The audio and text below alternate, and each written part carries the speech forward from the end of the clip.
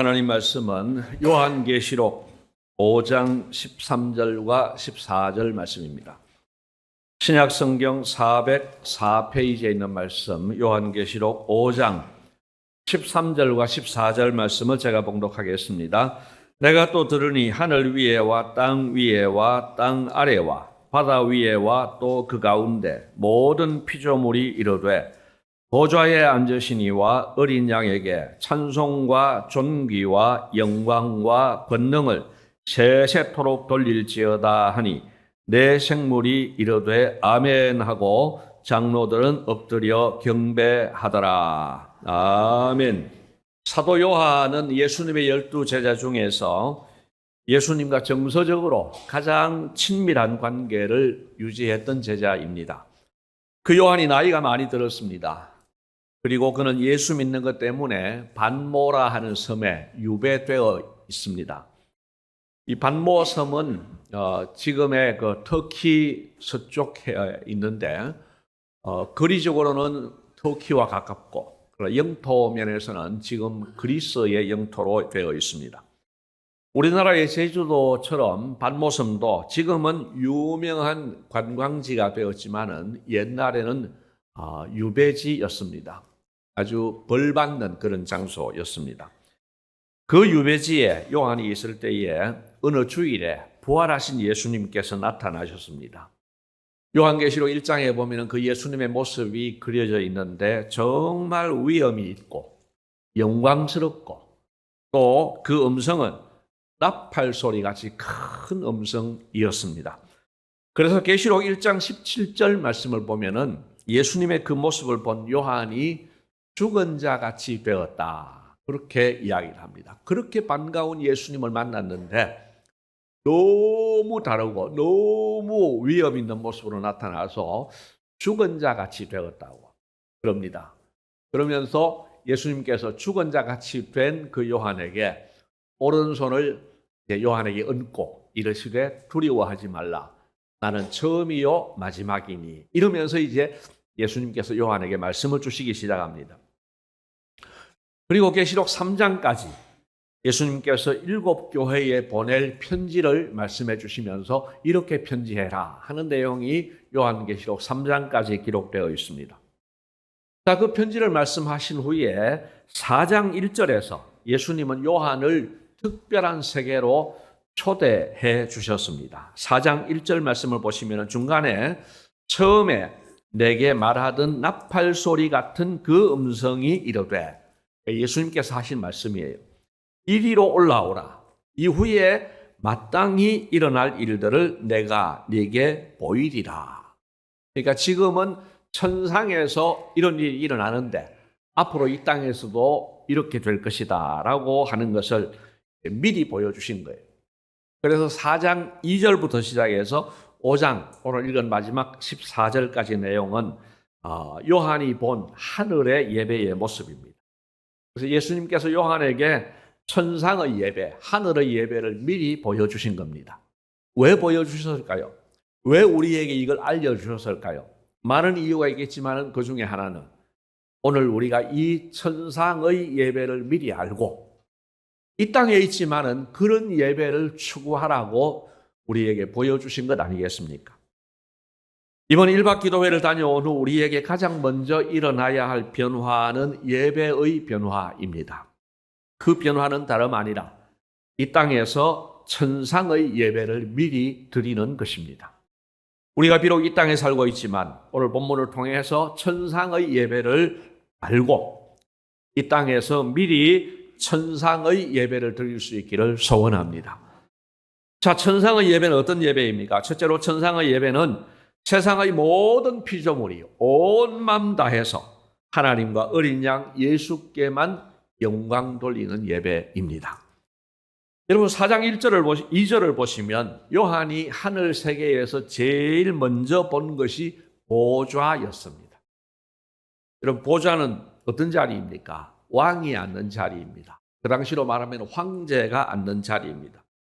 그 보좌에 누가 앉아 계십니까? 그 보좌에 앉으신 분을 보았는데 성부 하나님이십니다. 창조주 하나님이십니다. 그 하나님이 앉으셨는데 그 모습이 너무 영광스러워서 요한이 표현할 방법이 없어요. 그래서 3절에 그렇게 표현을 합니다. 여러 가지 보석과 무지개로 하나님의 모습을 표현했습니다. 그리고 4절을 보면은 자, 하나님의 보좌가 여기 있는데 보좌를 둘러서서 24보좌가 있습니다.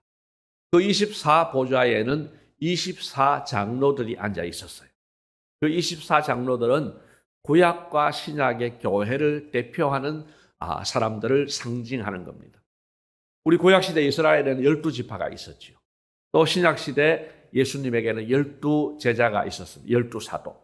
그래서 이 12지파와 12사도는 구약과 신약의 모든 교회를 이제 대표하는 그런 사람이 되겠습니다. 그래서 그 장로들이 흰 옷을 입고 머리에는 금관을 쓰고 앉았다고 했습니다. 그리고 그 보좌의 모습이 얼마나 영광스러운지 5절 말씀을 한 번 더 보겠습니다. 자, 5절 말씀을 보면은 보좌로부터 뭐가 나옵니까? 번개와 음성과 우레 소리가 나고. 여러분 상상을 한번 해보십시오. 여기 하나님의 보좌가 있는데 여기에서 번개와 음성과 우레 소리가 나면 어떻겠습니까? 모두가 정말 두렵고 떨리는 그런 위험 있는 하나님 아버지의 모습이 되겠죠. 천하를 다스리시는 지존하신 성부 하나님의 모습을 우리에게 보여주고 있습니다. 그리고 그 하늘에서 그 천지를 창조하신 그 하나님, 성부 하나님을 어떻게 찬송하고 예배하는지를 8절에 보여주고 있습니다. 8절에 네 생물이 나오는데 이 네 생물들은 하나님을 보좌하는 근위병 역할을 하고 있습니다. 그리고 근위병 알죠? 왕의 최측근에서 가까이서 왕을 지키고 섬기는 그 근위병인데 어떤 주석가는 이것을 근위영물이라고 표현을 했습니다. 하는 일은 똑같은데 이게 사람이 아니고 영물이기 때문에 그래서 근위영물이라고 표현을 했습니다. 자, 이 네 생물이 어떻게 합니까? 8절 중간에 보니까 그들이 밤낮 쉬지 않고 이러기를. 자, 어떻게 찬송합니까? 찬송의 내용이 8절 하반절에 나와 있습니다. 같이 한번 읽겠습니다. 거룩하다 거룩하다 거룩하다 주 하나님 곧 전능하신 이여 전에도 계셨고 이제도 계시고 장차 오실 이시라. 아멘. 자, 9절 말씀해 보니까 그 생물들이 성부 하나님께 보좌에 앉으신 그 하나님께 영광과 존귀와 감사를 올려드립니다. 그때 10절 말씀해 보니까 24장로들이 그 성부 하나님 앞에 엎드려서 경배하고 자기의 관을 이 금관을 벗어서 보좌 앞에 드립니다. 왜 그랬을까요? 그들이 하나님께 상으로 받은 겁니다. 잘했다고 상을 받았어요. 그런데 하나님 앞에 있어 보니까 하나님이 너무 존귀하신 분인데 그 하나님 앞에서 도저히 자기가 관을 쓰고 있을 수가 없어요. 그래서 그 관을 벗어서 하나님께 드리는 겁니다. 그리고 11절에 그들이 찬송합니다. 찬송의 내용이 무엇입니까? 우리 주 하나님이여 영광과 존귀와 권능을 받으시는 것이 합당하오니 주께서 만물을 지으신지라. 그렇게 말씀하고 있습니다. 자, 여기 합당하오니 하는 이 말은요, 그냥 우리가 생각할 때 합당하다 뭐 그런 뜻으로도 해석이 되는데 학자들의 연구에 의하면 그 당시 로마 문화에서 이 말은 황제에게 특별히 사용되는 문구라고 합니다. 말하자면 어떤 행사에 황제가 참석을 했어요. 그럴 때에 온 사람들이 군중들이 이 황제에게 영광을 돌려드리는데 그 말에 합당하도다 이 단어를 쓴다는 거예요. 그러니까 그 시대에 로마 시대에 이 편지를 받는 사람들은 이 말을 딱 보는 순간에 이거 황제가 참석했을 때 쓰는 용어인데 이렇게 되는 거죠. 그러면서 진짜 황제는 하나님이시구나 이렇게 깨닫게 된다는 겁니다. 그리고 그 하나님을 찬송하는데 내용이 창조주 하나님, 만물을 다스리시는 하나님을 찬양합니다. 자, 그리고 이제 5장으로 가게 되는데요. 5장에서는 이제 어린 양 예수 그리스도를 찬양합니다. 5장 8절 말씀해 보니까 내 생물과 24장로들이 어린 양 예수님 앞에 엎드렸습니다. 그리고 9절 말씀에 보니까 찬양하는 내용이 나오는데 일찍이 죽임을 당하사 사람들을 피로 사서 하나님께 드리고 그랬습니다. 무슨 말이냐 하면은 우리를 구원해 주셨다는 겁니다. 우리를 구원해서 마귀의 종되었던 우리를 하나님의 백성으로 삼아 주셨다는 것입니다. 그 어린 양 예수님을 찬양합니다. 그런데 11절 이하를 보시면은 예수님을 찬양하는 일에 더 많은 참여자들이 있습니다. 자, 8절에서는 네 생물과 24장로들 합하면 28, 명은 아니지만은 아무튼 28, 그냥 명으로 칩시다. 28명. 11절에 보니까 많은 천사들이 찬송을 하는데 몇 명이라고요? 만만이요 천천이라. 얼마나 많은 천사들이 찬양을 하는지. 그리고 12절에 찬양이 나옵니다. 그 다음에 13절 말씀에 이제 이 찬양대의 절정에 이르게 됩니다. 여러분 13절 내용을 한번 보십시오. 여기에 세상에 빠지는 사람이 있는지 한번 보세요.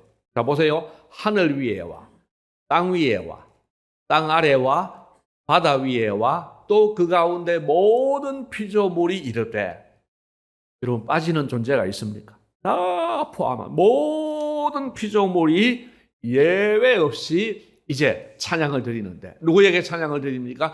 보좌에 앉으시니, 즉 성부 하나님, 그리고 어린 양 예수님에게 찬송과 존귀와 영광과 권능을 세세토록 돌릴지어다 하니, 14절에 보니까 여러분 방금 하신 것처럼 내 생물은 아멘 하고 장로들은 엎드려 경배하더라. 여러분 이것이 하늘 위에서 드려지는 예배의 모습이었는데 간략한 이제 소개를 드렸습니다. 여러분 예수님께서 사도 요한을 통해 우리에게 알려주신 하늘의 예배, 천상의 예배를 보시면서 어떤 느낌이 드셨습니까? 우리는 두 가지를 알 수 있습니다. 하나는 하나님께 드리는 찬송과 예배는 정말 웅장하고 영광스럽구나 하는 것입니다.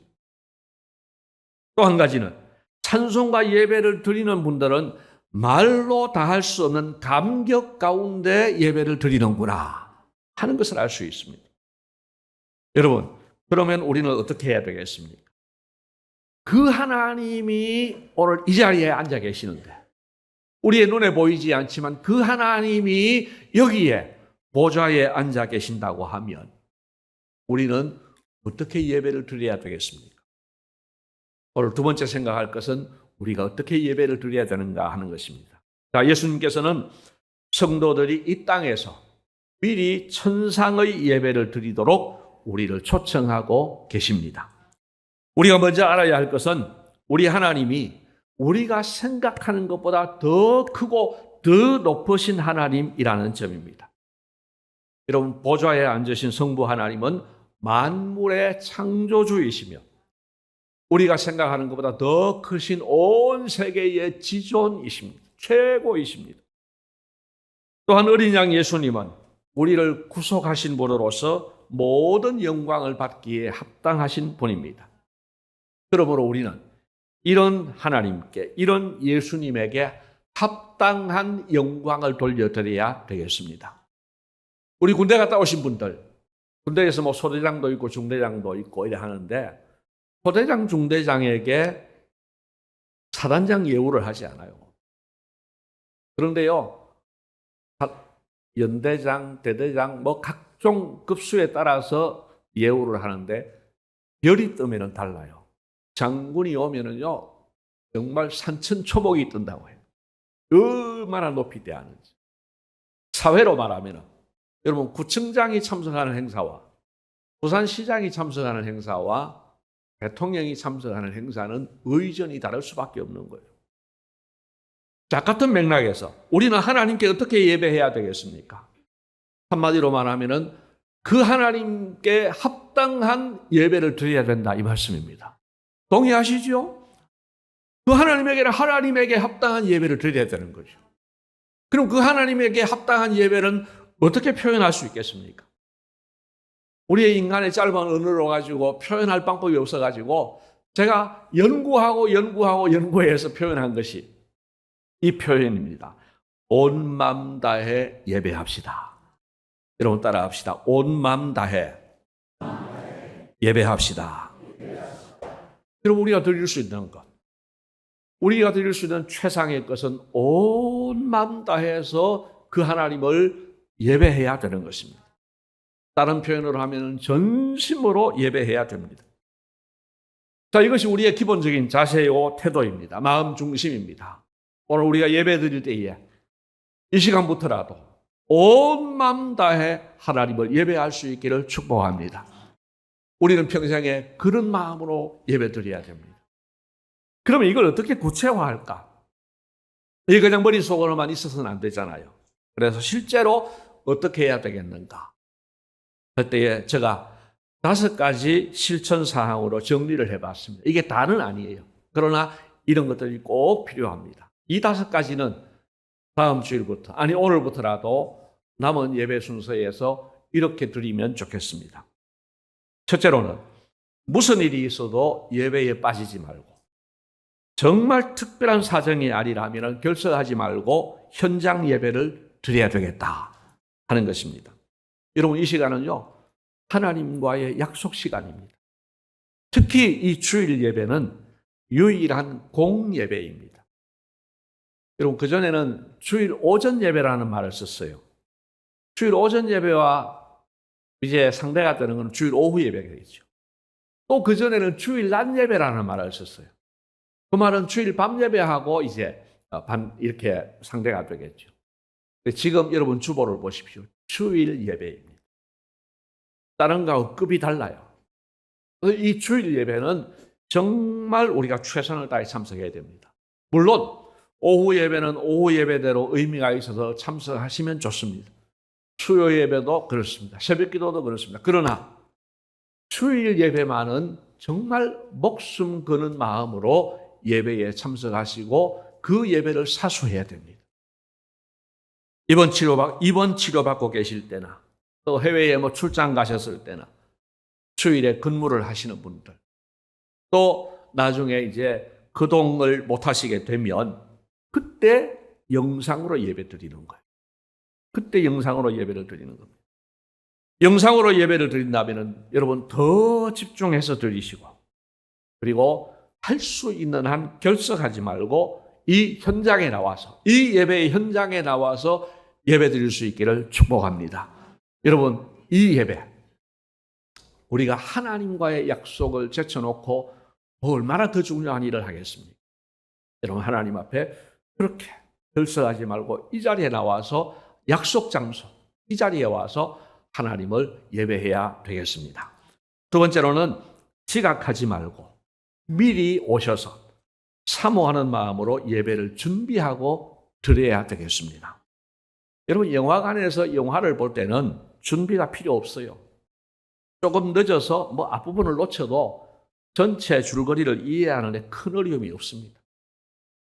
그러나 어떤 중요한 사람을 만날 때에는 지각하지 않습니다. 여러분 입사원서를 쓴 청년이 면접 시험을 쳐야 되는데 거기에 지각하는 청년 없어요. 구청장님하고 약속을 했는데 딱 정시에 나타나지 않습니다. 그래도 좀 일찍 가서 구청장님 들어오도록 준비하고 있어요. 사랑하는 사람과 데이트 약속이 있을 때에도 상대방을 아끼고 존중한다면 내가 먼저 나가 있으려고 노력합니다.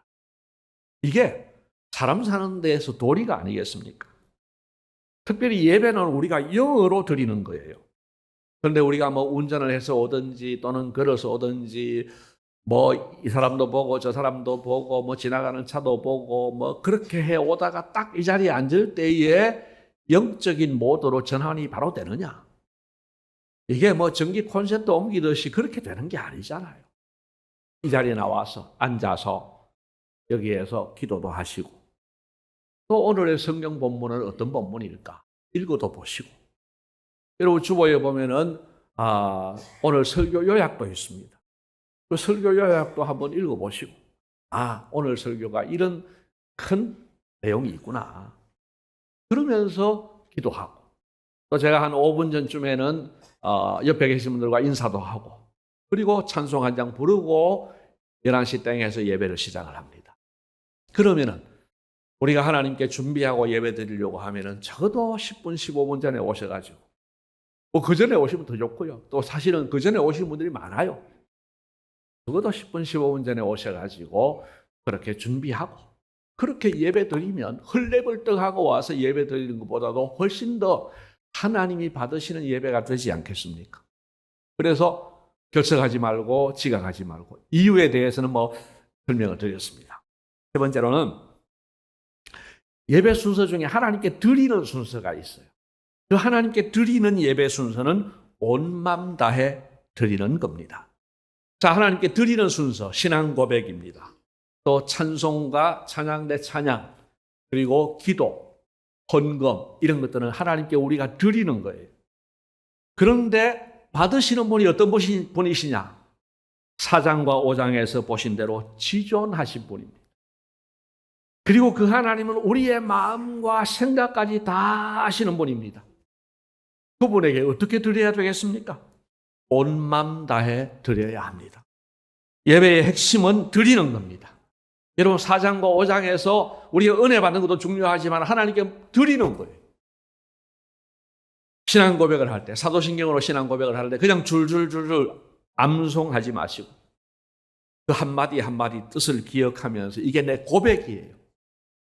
그리고 어떤 때는 선서를 합니다.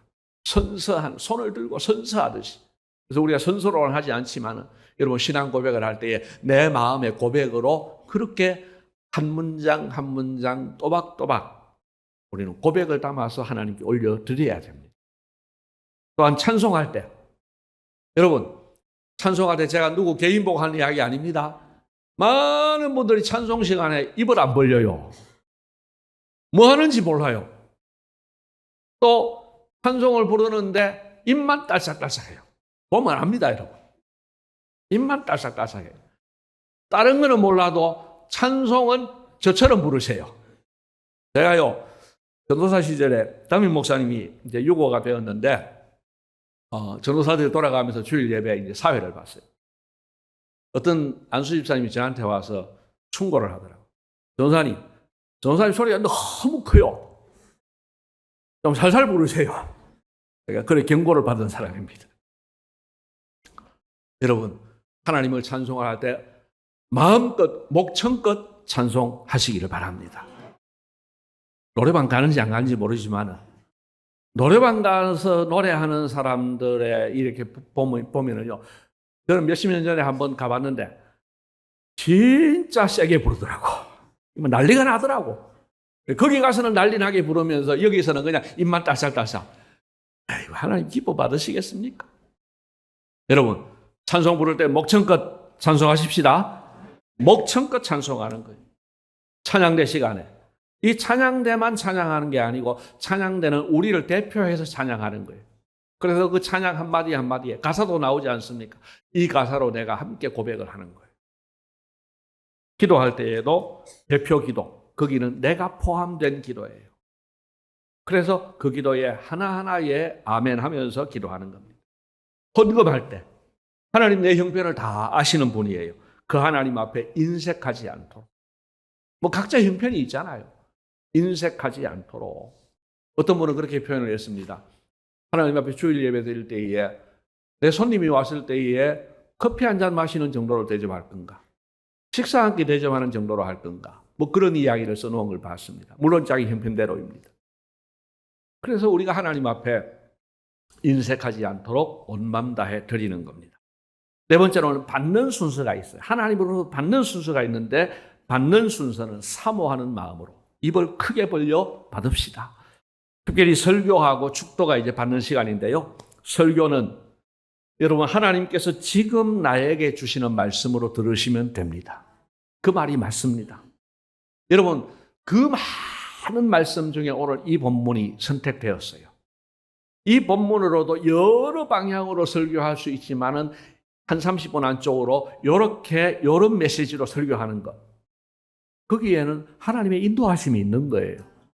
하나님이 어떻게 인도하십니까? 여기에 있는 회중들에게 이 말씀이 필요하다 해서 저에게 감동을 주시는 거예요. 그렇기 때문에 이 말씀은 오늘 나에게 주시는 하나님 말씀으로 받아야 된다, 이 말씀이에요. 그렇게 받으면 은혜가 되는 거예요. 여러분, 축도는 이 예배를 받으신 하나님께서 우리 모두에게 복을 주시는 시간입니다. 그 축도를 마음으로 아멘 하면서 사모하는 마음으로 받으셔야 됩니다. 복이 되잖아요. 다섯 번째로는 형제자매와 교제하는 순서도 중요합니다. 여러분, 부모님과 자녀의 관계를 생각해 보십시오. 1대1의 관계에서 효도하는 것도 중요합니다. 형제들이 함께 부모님께 효도하는 것 더 중요합니다. 형제간끼리 싸워서 얼굴도 보지 않으면서 부모님에게 각각 효도한다? 부모의 마음이 편치 않아요. 그래서 우리는 예배 전에도 인사하고 예배 후에도 인사하고 또 박수도 치고 식사도 같이 하고 교제하는 것도 예배의 한 중요한 부분입니다. 이 부분은 다음에 소그룹 관련해서 설교할 때 말씀드리도록 하고 오늘 설교를 마무리하려고 합니다. 주님께서 사랑하시는 성도 여러분, 오늘 우리는 예수님께서 미리 보여주신 하늘의 예배, 천상의 예배를 살펴보았습니다. 우리가 이 땅에 살지만 미리 이 땅에서 천상의 예배를 드리라는 말씀입니다. 어떻게 드리면 될까요? 우리의 표현, 우리의 이 중심에 있어서 한마디로 온 맘 다해 예배할 수 있기를 바랍니다. 예배자로서의 거룩한 삶을 온 맘 다해 살고 또 예배당에 와서 드리는 예배 역시 온 맘 다해 드리자는 겁니다. 자, 그걸 어떻게 구체화할까요? 그냥 쉽게 요약합니다. 결석하지 말고 지각하지 말고 하나님께 드리는 순서는 온 맘 다해서 드리고 하나님께 받는 순서는 사모하는 마음으로 받으시고 그리고 성도 간에 교제하는 것. 여러분, 머리가 좋으셔서 다시까지 알 수 있겠죠? 결석하지 말고 지각하지 말고 드리는 것은 온 맘 다해 받는 것은 사모하는 마음으로 그리고 성도 간에 교제하고 우리가 다 알아채시는 것 같아요. 여러분, 다음 주일부터 잊지 마시고 이런 예배의 변화가 있기를 소원합니다. 부디 우리 모두 온 맘 다해 하나님을 예배하는 천상의 예배를 미리 드리는 예배자가 되시기를 주님의 이름으로 축복합니다. 이 시간을 우리 합심해서 한번 기도하는 시간을 갖도록 하겠습니다. 오늘 두 가지 기도 제목으로 기도하겠습니다. 첫째로 기도할 제목은 하나님, 우리의 예배가, 내 예배가 이제는 온 맘 다해 드리는 예배가 되게 해 주십시오. 다섯 가지를 잘 실천하면서 온 맘 다해서 하나님을 예배하게 해 주십시오. 예배의 변화가 일어나게 해 주십시오. 그리고 두 번째는 오늘 오후에 1박 기도회 가는데 하나님이 이 1박 기도회가 나에게 베델이 되게 해 주십시오.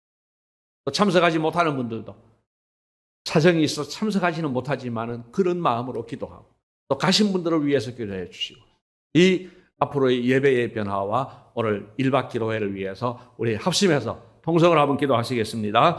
자, 위하신 아버지 하나님, 은혜를 감사합니다. 이 시간도 우리를 불러주시고 천상의 예배를 보여주셔서 감사합니다. 하나님, 이 땅에서 미리 천상의 예배를 올려드릴 수 있기를 소원합니다. 하나님이 온 마음 다해 하나님을 예배하기를 원합니다. 하나님, 예배할 때에 정말 준비된 마음으로 예배하기를 원합니다. 결석하지 않게 하시고 지각하지 않게 하시고 마음으로 잘 준비해서 드리게 하여 주시옵소서. 하나님께 드리는 순서에 있어서 온 마음 다해 드리게 하여 주시옵소서. 하나님 아버지로부터 받는 것에 있어 사모하는 마음으로 입을 크게 벌려서 받게 하여 주시옵소서. 성도 간의 아름다운 교제가 있게 하여 주시옵소서. 우리의 예배가 아름답게 변화되게 하여 주시옵소서. 아버지 하나님, 1박 기도회를 갑니다. 하나님의 이 기도회 가운데 은혜를 더하여 주시되 이번에 이 기회가 우리의 베델이 되게 하여 주시옵소서. 하나님을 새롭게 만나고 새롭게 출발할 수 있는, 새 출발할 수 있는 터닝 포인트가 되게 하여 주시옵소서.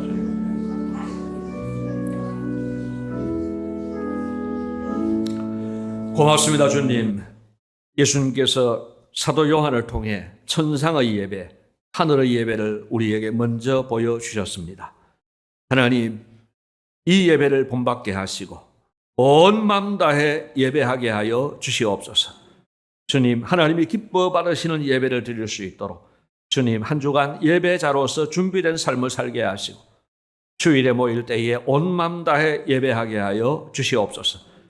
오늘 1박 기도회를 떠나게 됩니다. 하나님 기도원에 올라갑니다. 하나님 야곱이 베델에 올라가는 심정으로, 그런 마음으로, 사모하는 마음으로 하나님께 나아가기를 원합니다. 하나님 은혜 내려 주시옵소서. 참석하지 못하시는 분들도 집에서라도 이런 마음으로 기도하게 하시고, 하나님 그래서 온 교회가 부흥을 경험하게 하여 주시옵소서.